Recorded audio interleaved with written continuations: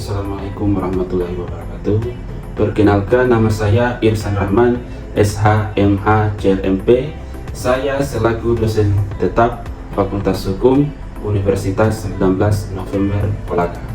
Saya akan menjelaskan mata kuliah yang saya ajarkan, yaitu mata kuliah Hukum Dagang dengan metode Delivery, Interaction, and Assessment. Video ini dibuat dalam rangka memenuhi persyaratan sertifikasi dosen SMART 2024 pada aspek penilaian persepsional diri dalam unjuk kerja Tridharma Perguruan Tinggi PDD UKTPT di bidang pengajaran. Izinkan saya menjelaskan deskripsi mata kuliah Hukum Dagang. Mata kuliah ini merupakan mata kuliah wajib dalam kurikulum Prodi Hukum, dengan mata kuliah Hukum Perdata merupakan mata kuliah prasyarat untuk dapat memprogram mata kuliah Hukum Dagang. Mata kuliah Hukum Dagang merupakan mata kuliah yang membahas lingkup peraturan hukum dagang dari sumber hukum formil maupun sumber hukum materialnya, baik secara normatif maupun dengan pendekatan konseptual dan teoritis. Adapun ruang lingkup pembahasan materi secara garis besar ialah pengenalan hukum dagang, klasifikasi badan usaha, perusahaan, BUMN, pembiayaan dan asuransi, persaingan usaha, kepailitan dan PKPU, serta sengketa dagang. Oleh karena itu, mahasiswa diharapkan untuk pertama, mampu mengkonsepsikan hukum dagang dari pendekatan normatif dan teoritis. Yang kedua, mampu menelaah norma, teori dan isu-isu hukum dagang yang terkini, baik dari pendekatan perundang-undangan maupun pro justisia dalam penerapannya. Yang ketiga, mampu mengkritisi isu-isu hukum, baik dari pendekatan norma, konseptual, dan teoritis. Dan yang keempat, mampu membangun legal argumentasi dan legal opinion terkait dengan hukum dagang, baik secara norma maupun fakta-fakta hukum. Adapun kemampuan akhir yang diharapkan dari setiap tahapan pembelajaran, yaitu mahasiswa diharapkan untuk pertama, mampu menjelaskan pengertian hukum dagang, sejarah, ruang lingkup, serta kedudukan hukum dagang dalam hukum perdata. Yang kedua, mahasiswa mampu menjelaskan serta pembantu perusahaan atau makelar dan komisioner. Yang ketiga, mahasiswa mampu menguraikan klasifikasi badan usaha yang berbadan hukum serta badan usaha yang tidak berbadan hukum. Yang keempat, mahasiswa mampu menelaah teori dan konsepsi perseroan terbatas dari pendekatan kajian hukum. Yang kelima, mahasiswa mampu menelaah teori dan konsepsi kooperasi di Indonesia dan permasalahannya dari aspek kajian hukum. Yang keenam, mahasiswa mampu menelaah teori dan konsepsi yayasan dan permasalahannya dari pendekatan kajian hukum. Yang ketujuh, mahasiswa mampu menelaah teori dan konsepsi BUMN dari pendekatan kajian hukum. Yang kedelapan, mahasiswa mampu menelaah teori dan konsepsi lembaga pembiayaan dan permasalahannya di Indonesia dari pendekatan kajian hukum. Yang kesembilan, mahasiswa mampu menguraikan substansi asuransi yang berkenaan dengan teori dan konsepsi serta permasalahannya dari pendekatan kajian hukum. Yang ke-10, mahasiswa mampu mengkritisi dinamika perdagangan di Indonesia, khususnya dalam kajian persaingan usaha dari aspek hukumnya. Yang ke-11, mahasiswa mampu merancang perusahaan yang sehat dan memitigasi resiko kepailitan berbasis norma dengan pendekatan teori-teori hukum. Yang ke-12, mahasiswa mampu merancang perusahaan yang sehat dan memitigasi resiko kepailitan yang berbasis norma hukum dengan pendekatan teori-teori hukum. Dan yang ke-13, mahasiswa mampu merekonstruksi perusahaan yang hampir pailit dan kembali sehat dengan pendekatan teori-teori hukum. Dan yang terakhir, yang ke-14, mahasiswa mampu membuat upaya-upaya hukum terkait dengan sengketa dagang. Adapun referensi utama yang saya gunakan dalam mengajar mata kuliah hukum dagang ini, yang pertama adalah Pokok-Pokok Hukum Dagang Indonesia oleh Ridwan Hairandi, yang kedua Hukum Perusahaan tentang Perseroan Terbatas oleh Sentosa Sembiring, yang ketiga Hukum Persaingan Usaha di Indonesia oleh Rahmadi Usman, dan yang terakhir, yang keempat, Penyelesaian Sengketa Arbitrase dan Penerapan Hukumnya oleh Susanti Adi Nugroho. Selain itu, saya menggunakan hasil riset yang telah saya lakukan sebagai referensi pendukung dengan judul Harmonization of Digital Laws and Adaptation Strategies in Indonesia Focusing on E-commerce and Digital Transactions. Selanjutnya, sistem pembelajaran yang saya terapkan dalam pembelajaran mata kuliah hukum dagang dilaksanakan dengan sistem pembelajaran sinkronus dan asinkronus dengan menggunakan metode pembelajaran yang terpusat kepada peran aktif mahasiswa pada setiap tahapan pembelajaran dalam bentuk penyampaian materi yang responsif, diskusi kelompok, studi kasus, dan rubrik kriteria. Mata kuliah hukum dagang ini akan dilaksanakan selama 16 pekan ke depan. 7 pekan pertama adalah materi pembelajaran, 1 pekan selanjutnya adalah pekan ujian tengah semester, dan 7 pekan selanjutnya adalah pembelajaran di ruang kelas setelah UTS, dan 1 pekan berikutnya adalah pekan ujian akhir semester. Metode pembelajaran yang dilakukan sesuai dengan materi pembelajaran seperti pekan pertama dan kedua yang menggunakan pembelajaran luring atau tatap muka di ruang kelas dalam bentuk perkuliahan sinkronus dengan menggunakan media bantu berupa PowerPoint, kuis pada aplikasi kahoot.it, sedangkan pembelajaran asinkronus dengan menggunakan media sosial WhatsApp Group sebagai media diskusi atau pembelajaran, serta video pembelajaran yang dirancang melalui aplikasi Canva. Hal ini dilakukan untuk memudahkan mahasiswa dalam berinteraksi dan mengakses materi perkuliahan. Evaluasi penilaian hukum dagang diperoleh dari pertanyaan kuis, penugasan diskusi kelompok, UTS dan UAS. Sesi kuis dilakukan pada setiap awal pembelajaran dengan melakukan review pertemuan sebelumnya. Penugasan mandiri sebanyak 10 kali selama pembelajaran berlangsung. Diskusi kelompok dilakukan sebanyak 3 kali. Adapun UTS dan UAS dilakukan dalam bentuk pertanyaan esai yang memungkinkan mahasiswa untuk menjawab secara terbuka, sekaligus menjadi alat ukur untuk mengetahui kemampuan mahasiswa dalam memahami pembelajaran. Adapun bobot penilaian dari mata kuliah ini adalah penugasan harian atau keaktifan di kelas 20%, penugasan kelompok 20%, UTS 30%, dan UAS 30%, dan secara keseluruhan totalnya adalah 100%. Demikianlah informasi singkat yang dapat saya sampaikan terkait mata kuliah hukum dagang sebagai informasi bagi mahasiswa program studi hukum Universitas 19 November Kolaka. Selanjutnya adalah cuplikan video pembelajaran yang saya lakukan di ruang kelas pada pertemuan keempat secara sinkronus di ruang kelas. Selamat menyaksikan. Bismillahirrahmanirrahim. Assalamualaikum warahmatullahi wabarakatuh.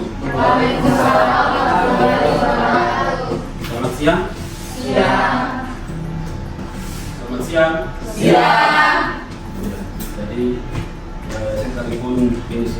siang, tapi suaranya masih keras ya, masih semangat.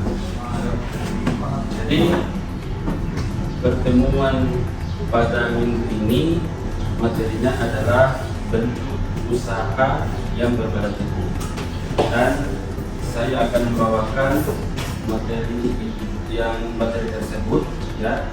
Yang pertama itu adalah persoalan terbatas, kemudian koperasi, yayasan, dan BUMN ya.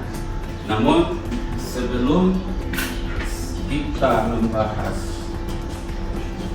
materi minggu ini, terlebih dahulu kita mereview materi pada pertemuan yang minggu lalu ya.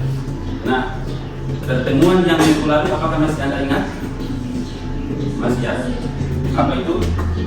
Klasifikasi badan usaha dan bentuk usaha yang tidak berbadan hukumnya, usaha yang tidak berbadan hukum.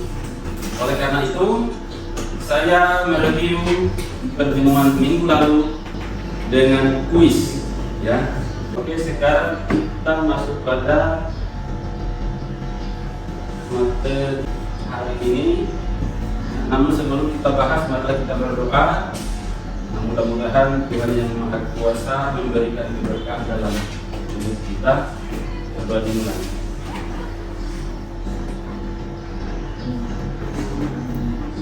Doa selesai. Dan perseroan terbatas ya. Perseroan terbatas itu adalah badan hukum yang merupakan persekutuan modal didirikan berdasarkan perjanjian, melakukan kegiatan usaha dengan modal dasar yang sebelumnya dalam saham dan memenuhi persyaratan yang telah ditetapkan oleh undang-undang. Jadi perseroan terbatas adalah badan hukum. Itu sudah menyatakan undang-undang. Berarti badan usaha itu merupakan perseroan terbatas itu merupakan badan usaha yang berbadan hukum. Apa itu badan hukum dan tidak badan hukum? Saya kira sudah dijelaskan itu di mata kuliah hukum perdata yang sebelumnya. Ya, dengan ada 6 teori badan hukum. Persekutuan modal berarti ada percampuran modal antara dua orang atau lebih, yang masing-masing itu terikat dengan perjanjian untuk mencapai tujuan usaha bersama, seperti itu ya. Jadi seyogianya persekutuan perdata itu pendirinya atau pemiliknya pasti lebih dari satu orang, karena persekutuan terbatas merupakan badan usaha yang partnership. Oke. Ya. Lini masa pengaturan persoalan terbatas. Ya. Lini masa pengaturan persoalan terbatas. Yang pertama itu adalah Kitab Undang-Undang Hukum Dagang, berlaku sebelum tahun 1996. Jadi sejak merdeka itu sudah berlaku KUHD ya, berdasarkan ketentuan peralihan Undang-Undang Dasar 1945. Ini berlaku. Nah, ketentuan yang mengatur tentang perseroan terbatas itu ada di dalam pasal 56 itu, pasal 56 KUHD. Kemudian setelah itu dicabut oleh Undang-Undang Perseroan Terbatas nomor 1 tahun 1995. Nah, dicabut dengan asas lex spesialis derogat legi general, hukum yang khusus menyesuaikan hukum yang umum, jadi dicabut. Nah, kemudian pada tahun 2007 berlaku lagi undang-undang yang baru, Undang-Undang nomor 40 tahun 2007. Nah, kalau mau ambil sumber hukumnya Undang-Undang Perseroan Terbatas, silakan Anda mencari secara mandiri ya ketentuan yang terkait dengan Undang-Undang Perseroan Terbatas maupun peraturan pemerintah maupun peraturan menteri dan peraturan apapun yang terkait dengan perseroan terbatas yang ada di bawahnya. Misalnya kalau Anda mau mencari tentang CSR perseroan terbatas ada di dalam PP. Misalnya tata cara pendaftaran secara teknis diatur di dalam peraturan menteri. Oke ya. Nah, namun syarat pendirian itu diatur pula dalam Undang-Undang Nomor 40 Tahun 2007, ya, yaitu syarat materi dan syarat formil. Syarat materinya itu harta kekayaan terpisah dari kekayaan anggota pemegang atau pemegang saham. Jadi harta kekayaan itu terpisah. Ya, Anda tahu bagaimana itu memisahkan? Memisahkan harta kekayaannya? Karena dia badan hukum kan? Itu badan hukum. Jadi badan hukum itu dia sebagai subjek hukum juga, sebagai person, ya kan? Sebagai person. Nah, pemilik itu juga sebagai person. Bagaimana caranya? Mereka persoalan terbatas itu nanti dia punya catatan keuangan, laporan keuangan, ya, laporan keuangan. Jadi aset-asetnya perusahaan itu, aset atau keuangan, aset dan keuangannya perusahaan PT itu dicatat juga. Misalnya punya laptop, meja, bangunan, kemudian ada aset lancar lagi, uang di rekening atau di brankas, itu dicatat semua. Nanti kalau bagaimana caranya pendirinya atau pemegang sahamnya itu mengambil uang perusahaan, ada ketentuannya. Nanti setelah pembukuan ada keuntungannya, baru dibayarkan dividennya, ya kan? Baru dibayarkan dividennya kepada pemegang saham atau para pendiri. Jadi dia terpisah, ya, terpisah. Kemudian ada syarat materinya memiliki tujuan tertentu yang spesifik, mempunyai kepentingan bersama, serta hak dan kewajiban, mempunyai struktur organisasi. Kemudian syarat formilnya, ya, syarat formilnya ini sehubungan dengan pengajuan permohonan pendirian, atau biasanya ini syarat-syarat dokumennya, pendirian dari perseroan terbatas. Nah, pembubaran perseroan terbatas itu ada 6, ya, ada 6. Nah, ada pembubaran perseroan terbatas berdasarkan keputusan RUPS, Rapat Umum Pemegang Saham. Jadi RUPS ini adalah keputusan tertinggi, forum tertinggi sebuah perusahaan. Semua kebijakan tertingginya itu ada di pemegang saham, di RUPS. Kemudian ada jangka waktu berdirinya, ya, sebagaimana di dalam anggaran dasar telah berakhir. Ketiga, berdasarkan putusan pengadilan. Keempat, dicabut kepailitan berdasarkan putusan pengadilan. Harta pailit tidak cukup untuk membayar biaya kepailitan. Harta pailit yang kelima, harta pailit perusahaan yang dinyatakan pailit dalam keadaan insolvensi. Ya, keadaan insolvensi. Ada yang tahu keadaan insolvensi apa? Apa? Ya, keadaan di mana perusahaan tidak mampu membayar utang. Jadi ini keadaan insolvensi itu, aset di sini dengan aset lancar dan pendapatan semua itu sudah lebih besar daripada utang. Sehingga kemungkinan keadaan insolvensi ini menjadikan perusahaan itu pailit, ya, pailit. Nah, kalau kita pailit itu kembali ke undang-undang hukum kepailitan itu pertama, perseroan terbatas perusahaan tidak mampu membayar utang, atau kalau yang keduanya tidak mau bayar utang. Ada uangnya tapi tidak mau bayar, harus dinyatakan pailit. Ya, jadi yang keenam, pembubaran perseroan terbatas itu dapat terjadi apabila dicabut izin usaha perseroan sehingga diwajibkan dilakukan yang namanya likuidasi.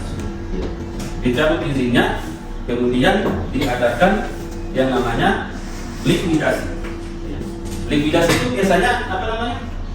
Misalnya pembubaran, ya, pembubaran perseroan. Nah, Likuidasi itu sebenarnya transfer juga, ya. Transfer aset atau harta kekayaan perusahaan kepada perseroan ini kreditur. Nah, perseroan kreditur. Jadi di sini perusahaan ini perusahaan A, ini perusahaan B. Perusahaan ini punya utang. Nah, di sini piutang, ya kan? Nah, apabila ini perusahaan ini sudah tidak mampu bayar utang, ya, tidak mampu bayar utang, maka ini perusahaan ini ada lagi ini. Karena di undang-undang kepelitan itu harus dua kreditur baru bisa diajukan gugatan kepelitan di pengadilan niaga. Di utang. Ya. Nah, apabila sudah tercabut izinnya atau dinyatakan valid, maka harta perusahaan ini dibayarkan ke ini, ke kreditur ini, ya toh? Nah, sehingga dalam catatannya ini adalah transfer, ya. Ini transfer keluar, ini transfer masuk, ini transfer masuk. Karena dia mencatat barang atau aset yang datang, seperti itu. Pertanyaannya, ada yang mau bertanya? Dan satu yang saya saja bertanya, silakan. Ya. Pertanyaan saya, apakah badan hukum bersalahan terbatas yang telah dibuat otomatis hilang? Ya. Jadi status hukum sebuah perseroan yang sudah bubar itu belum hilang, ya. Tidak otomatis hilang, tidak otomatis hilang. Karena apa? Ini setelah dicabut izinnya, setelah dinyatakan pengadilan, setelah LPS mengambil kebijakan keputusan bahwa pembubaran perseroan, tetapi masih ada hak dan kewajiban yang belum yang masih tertinggal di sini. Ya, tak? Apakah hak kewajiban itu? Apakah kewajiban itu dalam bentuk utang? Ya. Jadi belum hilang sama sekali, masih ada statusnya. Sehingga ini harus melakukan dulu semua ini kewajibannya kepada krediturnya. Nah, namun dalam aspek administrasinya biasanya surat-surat atau dokumen-dokumen perseroan terbatas itu, ya, dokumen-dokumen perseroan terbatas itu, dia harus dicantumkan dalam catatan atau proses, ya, dalam proses likuidasi. Dokumen-dokumennya itu wajib dicantumkan ini dalam proses likuidasi. Ya. Baik dokumen apalagi kepada pihak ketiga, ya, harus ada dicantumkan dalam proses likuidasi. Seperti itu. Jadi kesimpulan dari jawaban saya adalah belum hilang, ya. Nah, masih ada status hukumnya, ya. Karena kewajiban dan hak-haknya harus dituntaskan terlebih dahulu. Seperti itu, ya. Baik. Organ perusahaan itu ada perseroan, ya. Organ perseroan itu ada 3, RPS, direksi dan komisaris. RPS itu adalah forum pemegang saham. Ya, jadi pemegang saham para yang punya modal ini, nah, mereka mengatur kebijakan. Ya. Jadi ini kebijakan tertinggi.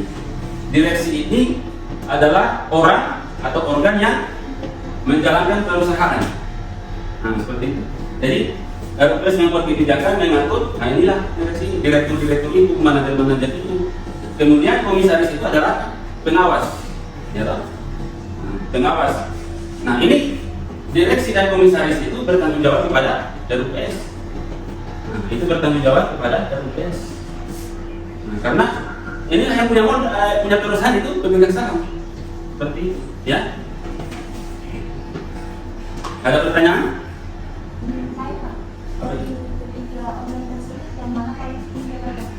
Yang paling tinggi kedudukannya ini pemegang saham, ya. rapat umum pemegang saham. Kebijakan tertinggi itu di RUPS.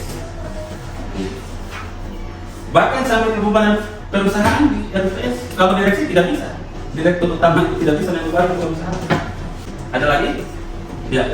Apakah antara pemegang saham yang besar dan pemegang saham yang kecil? Tergantung. Jadi saham itu ada presentasinya. Makanya nanti itu ada saham mayoritas dan minoritas. Ya. Jadi ada komposisinya. Nah, biasanya di undang persoalan terbatas itu hanya personal umum yang boleh 100%. Nah, terus bagaimana pembagian keuntungannya? Tergantung. Kalau misalnya pemegang saham itu misalnya dia punya 50%, maka dari keuntungannya dari perusahaan itu dia dapat 50% juga. Seperti itu. Ya. Tapi dia saham-saham itu dalam bentuk surat. Kalau di persekutuan terdata itu masih dalam bentuk barang. Jadi misalnya kalau kita mau bikin usaha bersama, persekutuan terdata itu kita mau jual apa? Jual ATK. Saya gedungnya, ya toh. Anda misalnya modalnya jenis-jenis ininya, barangnya itu, ya toh. Itu masih dalam bentuk barang kalau di persekutuan terdata. Tapi kalau sudah perseroan, itu tinggal catatan persentase kepemilikan saham. Tidak ada lagi bilang, saya punya alat berat eskavator 3, tidak lagi. Sudah dalam bentuk catatan persentase saham-saham seperti itu. Oke ya. Nah. Masih ada pertanyaan? Ya. Tidak ada. Kalau begitu sebagai penegasan, mari kita menyimpulkan materi kita pada minggu ini bahwa perseroan terbatas itu merupakan badan hukum, ya, badan hukum persekutuan modal, ya. Jadi otomatis ya ada 2 orang atau lebih dan hak kekayaan sendiri dan perusahaan atau perseroan itu terpisah. Yang kedua, syarat pendirian. Syarat pendirian perseroan itu terbagi 2, ada syarat materi dan syarat formil. Yang ketiga ada pembubaran perseroan. Nah, pembubaran perseroan itu ada 6, ya, ada 6. Cuma 6 itu adalah syarat alternatif, bukan syarat kumulatif. Jadi satu saja terpenuhi unsur syarat itu, maka bisa jadi dan kemungkinan perusahaan itu dapat dibubarkan. Oke ya. Kemudian ada organ perseroan yaitu RUPS, direksi dan komisaris. Tidak ada lagi, ya, mari kita mengakhiri pertemuan kita hari ini. Harapan saya Anda semua tetap semangat, ya. Ada itu ini masa muda, ya, masa muda. Kalau rajin di masa muda, di masa tua itu, ya, insya Allah katanya, insya Allah karena kita sudah rintis jalan. Gitu. Tapi kalau jadi malas-malasan, ya, kalau rebahan hari ini, ya kita tidak tahu juga nasibnya orang kan. Ya. Tapi ya merintis jalan hari ini dengan belajar yang giat dan tekun, ya insya Allah di hari tua dan di masa depan akan dimudahkan oleh Tuhan Yang Maha Kuasa. Baik kata, kami beri berdaya. Assalamualaikum warahmatullahi wabarakatuh.